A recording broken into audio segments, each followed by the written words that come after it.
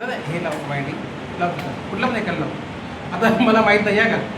आता समजा ही आणि हे एक टोक असेल पहिलं आणि दुसरं तर लॅम्प लागला पाहिजे. काय झालं पाहिजे? लागतोय का बघा? लागतोय का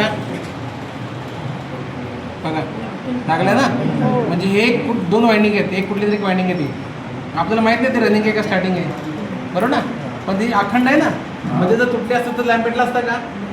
म्हणजे बघा ही आणि हे दुसरी वायंडिंग असेल का बघा. नाही नाही आता तुम्ही मला सांगा. आता ऑब्झर्व करा.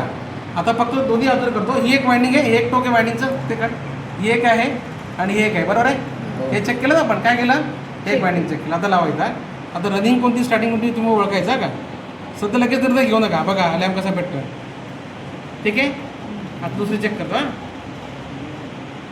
बघा कोणतं लॅम्प जास्त पेटलाय? नाही हे लॅम्प कोणते जास्त पेटले याच्यात का पहिल्यामध्ये?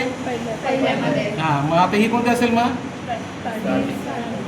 स्टार्टिंगमध्ये रेशन कसा असतो? जास्त असतो. हा टीम पेटला ना.